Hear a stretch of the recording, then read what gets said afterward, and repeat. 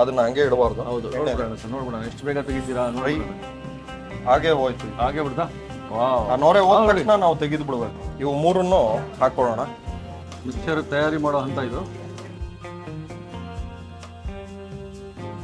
ಎಲ್ರಿಗೂ ಬಹಳ ಇಷ್ಟ ಆಗುವಂತ ಒಂದು ರೆಸಿಪಿ. ಹೌದು, ನನಗೆ ಒಂದು ಮಾತು ನೆನಪಾಗ್ತಾ ಇದೆ. ಕಾಲುಗಳು ಗಟ್ಟಿ ಇರಬೇಕಾದ್ರೆ ತೀರ್ಥಕ್ಷೇತ್ರ ನೋಡು.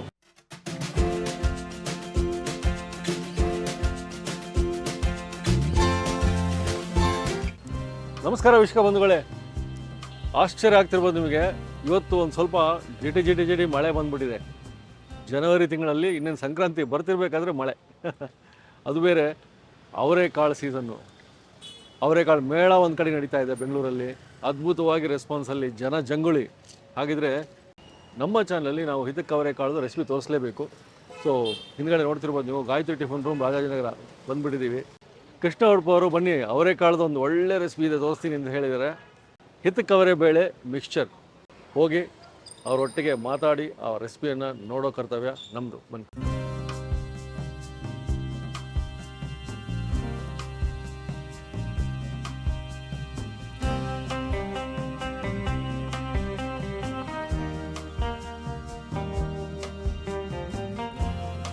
ಸರ್ ನಮಸ್ಕಾರ. ನಮಸ್ಕಾರ. ಮತ್ತೊಮ್ಮೆ ನಾವು ಹಾಜಿರು, ಅದು ಅವರೆಕಾಳು ಸೀಸನಲ್ಲಿ. ವೀಕ್ಷಕರೇ, ನಿಮ್ಗೆ ಆಗಲೇ ಹೇಳ್ದಂಗೆ ಕೃಷ್ಣ ಉಡುಪ ಅವರು ಅವರೆಕಾಳು ಸೀಸನ್ ಅಂದಮೇಲೆ ಇವ್ರ ರೆಸಿಪಿ ಯಾಕೆ ಹಿಂದೆ ಉಳಿಬೇಕು? ಎಲ್ರು ಅವರೆಕಾಳಲ್ಲಿ ಉಪ್ಪಿಟ್ಟು ಮಾಡ್ತಾರೆ, ಅವರೆಕಾಳು ವಡೆ ಮಾಡ್ತಾರೆ, ಬೇರೆ ಬೇರೆ ರೆಸಿಪೀಸ್ ಮಾಡ್ತಾರೆ. ಆದ್ರೆ ಬಹಳಷ್ಟು ಜನಕ್ಕೆ ಅವರೆಕಾಳು ಮಿಕ್ಸ್ಚರು ಆಚೆ ಮಳಿಗೆಗಳಲ್ಲಿ ಅಂದ್ರೆ ಅಂಗಡಿಯಲ್ಲಿ ಅದನ್ನ ಖರೀದಿ ಮಾಡಿ ಅಭ್ಯಾಸ ಇರುತ್ತೆ. ಬಿಟ್ರೆ ಮನೇಲಿ ಮಾಡೋರ ಸಂಖ್ಯೆ ತುಂಬಾ ಕಡಿಮೆ.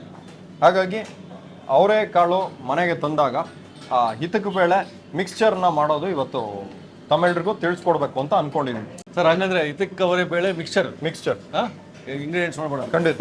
Okay okay. ಈಗ ಮೇನ್ ಇಂಗ್ರೀಡಿಯೆಂಟು ಹಿತ್ಕಿದ ಅವರೆಕಾಳು. ಸುಮಾರು ಜನಕ್ಕೆ ಡೌಟ್ ಇರ್ಬೋದು, ಅವರೆಕಾಳಿಗೂ ಅವರೆ ಬೇಳೆಗೂ ಹೀಗೆ ಇದ್ರೆ ಇದು ಕಾಳು, ಇದನ್ನ ನಾವು ಸ್ಪ್ಲಿಟ್ ಮಾಡಿದ್ರೆ ಇದು ಬೇಳೆ.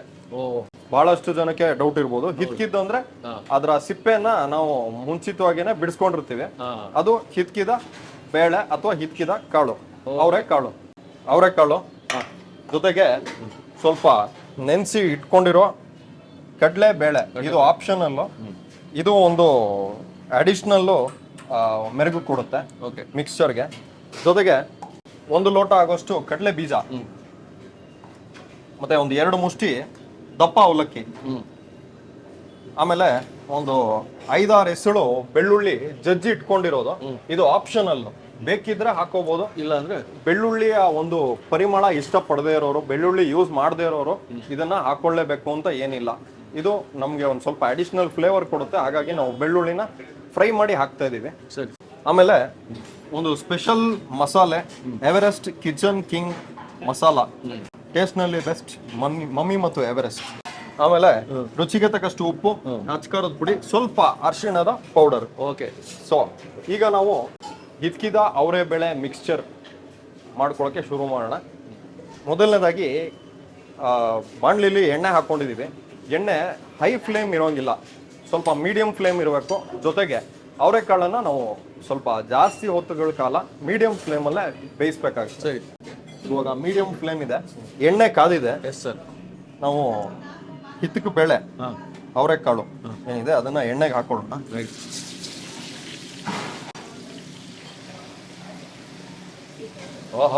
ನಾವು ಅರ್ಧ ಕೆಜಿಗಳಾಗುವಷ್ಟು ಅವರೆಕಾಳನ್ನ ತಗೊಂಡಿದೀವಿ. ಇವಾಗ ಅವರೆ ಬೇಳೆ ನಾವು ಎಣ್ಣೆಗೆ ಏನು ಹಾಕೊಂಡಿದೀವಲ್ಲ, ಮೀಡಿಯಂ ಫ್ಲೇಮಲ್ಲೇ ಬೇಯಿಸ್ಕೊತಾ ಇದೀವಿ. ಒಂದು 5 ನಿಮಿಷ ಅದರಿಂದ 10 ನಿಮಿಷಗಳ ಕಾಲ ಹೀಗೆ ಬೇಯಿಸ್ಕೊಬೇಕಾಗುತ್ತೆ. ನಾವೀಗ ಅವರೆ ಬೇಳೆ ಅರ್ಧ ಕೆಜಿಗಳಾಗೋಷ್ಟು ತಗೊಂಡಿದೀವಿ. ಅರ್ಧ ಕೆಜಿ. ಇದು 1 ಕಪ್ಪು ಕಡಲೆ ಬೀಜ. ಇದು ಬಂದು ಒಂದು 200 ಗ್ರಾಮ, 100 ಗ್ರಾಮ. ಯಾವುದು? 100 ಗ್ರಾಮ್ ಅವಲಕ್ಕಿ. 100 ಗ್ರಾಮ್ ಅವಲಕ್ಕಿ.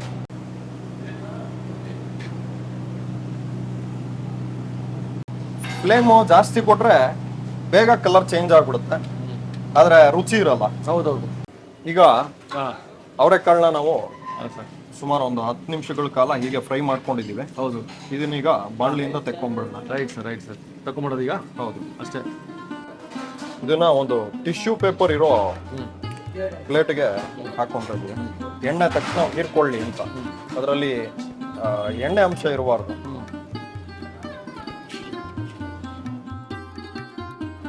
ನೆಕ್ಸ್ಟು ಕಡಲೆ ಬೇಳೆ, ಅದನ್ನ ಎಣ್ಣೆಲಿ ಹಾಕೊಂಡು ಫ್ರೈ ಮಾಡಿಕೊಂಡು ಆಮೇಲೆ ಕಡಲೆ ಬೀಜ ಇದನ್ನ ಹೀಗೆ ಆರಕ್ಕೆ ಬಿಟ್ಬಿಡೋಣ. ಎಣ್ಣೆ ಕೂಡ ಹೀರ್ಕೊಳ್ಳುತ್ತೆ. ಓಕೆ, ಈಗ ಕಡಲೆ ಬೇಳೆ ಹಾಕೊಳ್ಳೋಣ. Yes sir.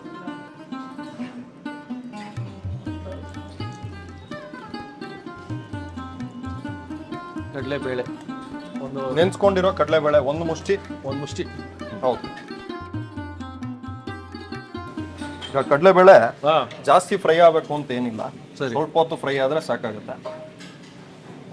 ಇದನ್ನ ಫ್ರೈ ಮಾಡ್ಕೊಳ್ಳೋದು ಇದಕ್ಕೆ ಬೇಳೆ ಸರ್. ಅದು ಬಹಳ ಹುಷಾರಾಗಿರ್ಬೇಕಲ್ಲ. ಹೌದು, ಜಾಸ್ತಿ ಫ್ರೈ ಆದ್ರೆ ರೋಸ್ಟ್ ಆಗಿರೋ ಫ್ಲೇವರ್ ಬರುತ್ತೆ, ಅಂದ್ರೆ ಕರಟಿ ಹೋಗೋ ಸಾಧ್ಯತೆ, ಸೀದೋಗಿರೋ ಸಾಧ್ಯತೆ ಆಗುತ್ತೆ.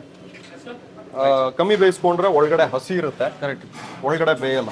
ಈಗ ಕಡಲೆ ಬೇಳೆ ಕೂಡ ಫ್ರೈ ಆಗಿದೆಯಾ, ಇದನ್ನು ನಾವು ತೆಗೆದಿಟ್ಕೊಂಡ್ಬಿಡೋಣ. ಕಡಲೆಬೇಳೆ ಆಸಿಟೀಸ್ ಹಾಗೆ ಹಾಕ್ಬಾರ್ದು, ನೆನ್ಸ್ಕೊಂಡೇ ಹಾಕ್ಬೇಕು.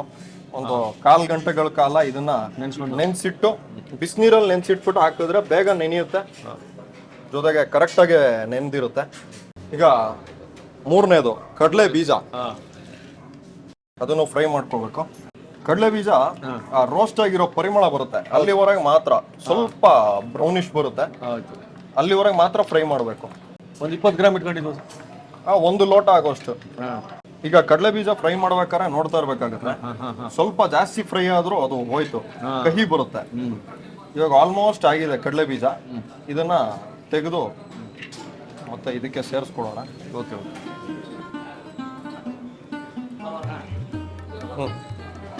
ಈಗ ಅವರೇ ಬೇಳೆ, ಕಡಲೆ ಬೇಳೆ ಮತ್ತೆ ಕಡಲೆ ಬೀಜ ಇವು ಮೂರನ್ನು ನಾವು ಫ್ರೈ ಮಾಡ್ಕೊಂಡು ಹಾಕಿದೀವಿ.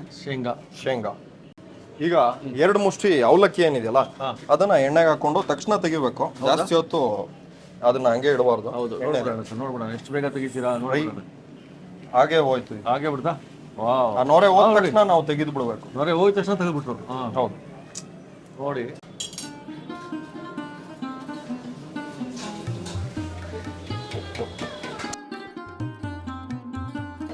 ಜಜ್ಜಿ ಇಟ್ಕೊಂಡಿರೋ ಬೆಳ್ಳುಳ್ಳಿ, ಇದನ್ನು ಒಂದು 3-4 ನಿಮಿಷಗಳ ಕಾಲ ಎಣ್ಣೆಲಿ ಫ್ರೈ ಮಾಡ್ಕೋಬೇಕಾಗುತ್ತೆ. ಜಜ್ಜಿ ಇಟ್ಕೊಂಡಿರೋ ಬೆಳ್ಳುಳ್ಳಿ ಕೂಡ ಫ್ರೈ ಆಗಿದೆ. ಇದನ್ನ ನಾವು ಅವಲಕ್ಕಿ ಜೊತೆ ಸೇರಿಸ್ಕೋಬೇಕು. ಹಾಕೊಂಡು ಒಂದ್ಸತಿ ಹಿಂಗೆ ಮಿಕ್ಸ್ ಮಾಡಿ ಒಲೆ ಆಫ್ ಮಾಡ್ಕೊಂಡ್ಬಿಡೋಣ. ಈಗ ಇನ್ನೊಂದು ಆಪ್ಷನ್ ಅಲ್ಲೂ ಕರ್ಬೇವಿನ ಸೊಪ್ಪು, ಇದು ಒಂದು ಪರಿಮಳ ಚೆನ್ನಾಗಿ ಬರುತ್ತೆ. ಹಾಗಾಗಿ ಕರ್ಬೇವು ಚೆನ್ನಾಗಿ ಫ್ರೈ ಆಗಬೇಕು.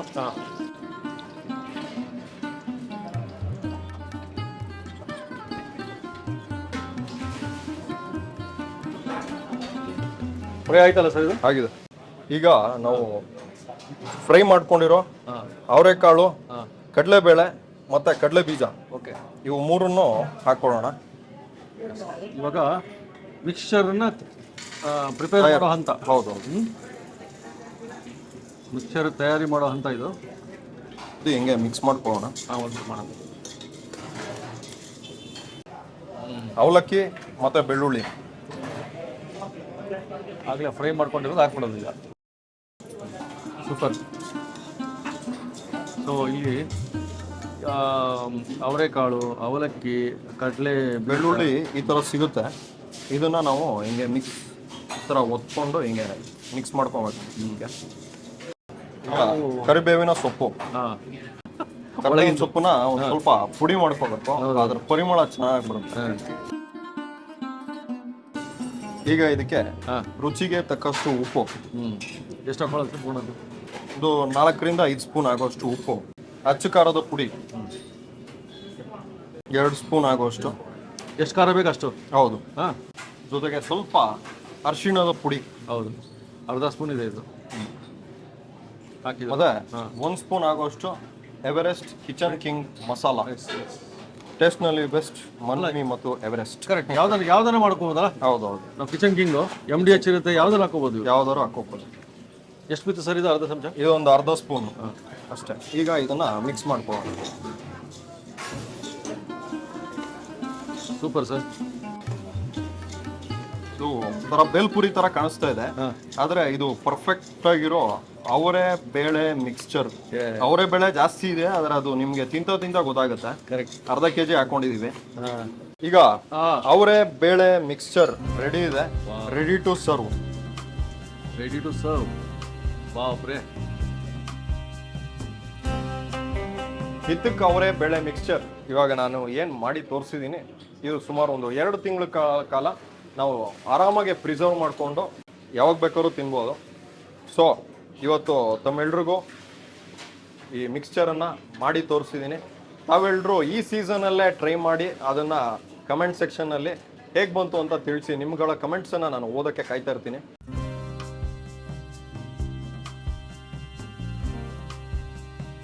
ಹಿತ್ತಕ್ಕೆ ಅವರೇ ಕಾಳು ಮಿಕ್ಸ್ಚರು ನೋಡಿ, ಅವರೇ ಯಾವ ಥರ ಫ್ರೈ ಆಗಿದೆ ಎಲ್ಲ ಕಾಳು. ಇದು ನನ್ನ ಒಟ್ಟಿಗೆ ಇಲ್ಲಿ ಎಲ್ಲವೂ ನಿಮಗೆ ಅತಿ ಪ್ರೀತಿ ಪಾತ್ರವಾದ ಇವು ಇಂಗ್ರೀಡಿಯೆಂಟ್ಸ್ ಅಂತ ಹೇಳ್ಬೋದು. ಅವಲಕ್ಕಿ, ಕಡಲೆಬೀಜ, ಹಿತ್ತಕ್ಕೆ ಅವರೇ ಕಾಳು, ಹಾಗೇನೆ ಇದನ್ನು ಏನು ಹಿಂದೆ ಉಳಿದಿಲ್ಲ.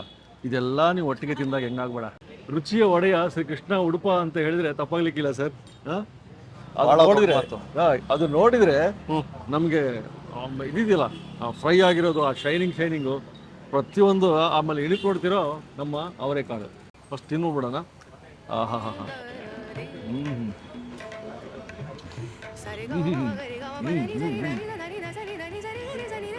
ಸೌಂಡ್ ಕೇಳ್ತಿರ್ಬೋದು ನೀವು. ವಾಹ್, ಕಟಮ್. ನನಗೆ ಒಂದು ಮಾತು ನೆನಪಾಗ್ತಾ ಇದೆ. ಕಾಲುಗಳು ಗಟ್ಟಿ ಇರಬೇಕಾದ್ರೆ ತೀರ್ಥಕ್ಷೇತ್ರ ನೋಡು, ನಿಮ್ಮ ಹಲ್ಲುಗಳು ಗಟ್ಟಿ ಇರಬೇಕಾದ್ರೆ ಈ ಥರದ್ದು ತಿಂದು ಸವಿಬೇಕು ಅಂತ. ಹೌದು ಸರ್. ಎಂಥ ಒಂದು ಫ್ರೈ ಆಗಿದೆ ಅಂದರೆ ಬಾಯಲ್ಲಿ ಇದ್ದ ತಕ್ಷಣ ಆ ಹಿತ್ತಕ್ಕವರ ಫ್ಲೇವರು ಆ ಫ್ರೈ ಆಗಿರೋ ಜೊತೆಗೆ ನಿಮಗೆ ಹೊಸ ಒಂದು ರುಚಿನೇ ಕೊಡ್ತದೆ. ಪ್ಲಸ್ ಕಡಲೆಬೀಜ, ಆಮೇಲೆ ಅವಲಕ್ಕಿ ಕೂಡ ಫ್ರೈ ಆಗಿದೆ. ಅದು ಟಕ್ಕದ ಎತ್ಬಿಟ್ರೆ ನೀವು. ಹೌದು. ಆ ಬೇಗ ಎತ್ತಿದ್ದಕ್ಕೆ ಆ ಒಂದು ಕರ್ಮ್ ಫೀಲಿಂಗ್ ಇದೆ. ಸಾಯಂಕಾಲ ಸ್ನ್ಯಾಕ್ಸ್ ಟೈಮ್ಗೆ ಚಿಕ್ಕ ಮಕ್ಕಳಿಗೆ ತುಂಬ ಇಷ್ಟ ಆಗ್ಬೋದು. ಎಲ್ರಿಗೂ ಬಹಳ ಇಷ್ಟ ಆಗುವಂಥ ಒಂದು ರೆಸಿಪಿ. ಹೌದು. ಭಾಳಷ್ಟು ಜನಕ್ಕೆ ಒಂದು ಡೌಟ್ ಇರ್ಬೋದು, ಎವರೆಸ್ಟ್ ಕಿಚನ್ ಕಿಂಗ್ ಮಸಾಲ ಅಥವಾ ಕಿಚನ್ ಕಿಂಗ್ ಮಸಾಲ ಏನು ಬಳಸಿದ್ದೀನಿ ಅದು ಸಿಗಲಿಲ್ಲ ಅಂದರೆ ಗರಂ ಮಸಾಲ ಯೂಸ್ ಮಾಡಿ. ಗರಂ ಮಸಾಲೆ ಒಂದು ಸ್ವಲ್ಪ ಅದರ ಮಸಾಲೆ ಅಂಶ ಜಾಸ್ತಿ ಇರುತ್ತೆ, ಅದರ ಪ್ರಮಾಣ ಕಮ್ಮಿ ಇರಲಿ. ಮತ್ತು ಕಿಚನ್ ಕಿಂಗ್ ಮಸಾಲೆಯಲ್ಲಿ ಅದರ ಫ್ಲೇವರ್ ತುಂಬ ಜಾಸ್ತಿ ಇರುತ್ತೆ. ಹೌದು. ಅದಕ್ಕೋಸ್ಕರ ನಾನು ಕಿಚನ್ ಕಿಂಗ್ ಮಸಾಲ ಯೂಸ್ ಮಾಡಿದ್ದೀನಿ. ಸಿಗಲಿಲ್ಲ ಅಂದರೆ ನಿರಾಶೆ ಆಗಬೇಡಿ, ಗರಂ ಮಸಾಲ ಅದರ ಆಲ್ಟರ್ನೇಟ್ ಇರುತ್ತೆ, ಅದನ್ನು ಖಂಡಿತವಾಗ್ಲೂ ಯೂಸ್ ಮಾಡ್ಕೋಬೋದು.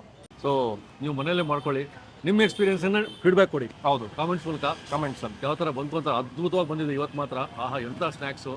ಹಸಿ ಈರುಳ್ಳಿನ ನೀವು ಪ್ಲೇಟಲ್ಲಿ ಹಾಕೊಂಡು ತಿನ್ಬೋದು, ಬಟ್ ಸ್ಟೋರ್ ಮಾಡೋದಕ್ಕೆ ಇದೇ ಥರ ಸ್ಟೋರ್ ಮಾಡಬೇಕಂತೆ. ಹೌದು. ಸೊ ಇಂಥದ್ದೇ ಇನ್ನೂ ಒಳ್ಳೊಳ್ಳೆ ರೆಸಿಪಿ ನೋಡೋಣ ಮುಂದೆ ಸರ್. ಖಂಡಿತ. ಈ ವರ್ಷದಲ್ಲಿ ಇನ್ನೂ 12 ತಿಂಗಳಿದೆ. ನೋಡೋಣ ಕೃಷ್ಣ ಹುಡುಕರು ಎಷ್ಟು ರೆಸಿಪಿ ಕೊಡ್ತಾರೆ ಅಂತ. ಆ ಸೀಸನಲ್ಲಿ ಯಾವ್ಯಾವುದು ಸ್ಪೆಷಲ್ ಇರುತ್ತೆ. ಹೌದು. ಅಪ್ಪೆ ಸಾರು ಕೇಳಿರಲ್ಲ ಅನ್ಸುತ್ತೆ. ಅಪ್ಪೆ ಸಾರು ಅಂದ್ರೆ ಮಾಡಿಲ್ಲ ಇನ್ನು. ಹೌದು, ನಮ್ಮ ಅಪ್ಪೆ ಸಾರು ಒಳ್ಳೆ ರೀತಿಲಿ ಹೇಗೆ ಮಾಡೋದು ಅಂತ ತಿಳಿಸ್ಕೊಡ್ತೀನಿ. ಅದು ಒಂದು ರೆಸಿಪಿ ಮಾಡಿ. ಎಸ್ ಸರ್, ಮಾಡೋಣ. ಸೊ ಹಬ್ಬಕ್ಕೂ ಸೀಸನ್ಗೂ ಆ ಕಾಲ ತಕ್ಕಂತೆ ನಾವು ತಿನ್ನೋದು, ಎಂಜಾಯ್ ಮಾಡೋದು. ಸೊ ನೀವು ಆರೋಗ್ಯವಾಗಿ ಬಾಳಿ.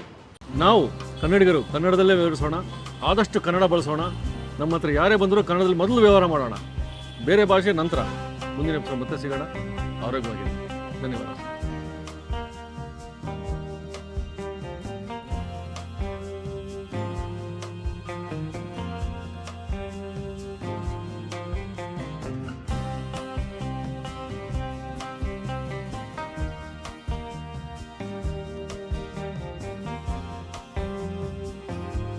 ಇನ್ನೂ ಅನೇಕ ಸ್ವಾದಿಷ್ಟ ರೆಸಿಪಿಗಳಿಗಾಗಿ ಸಬ್ಸ್ಕ್ರೈಬ್ ಮಾಡುವುದನ್ನು ಮರೆಯಬೇಡಿ.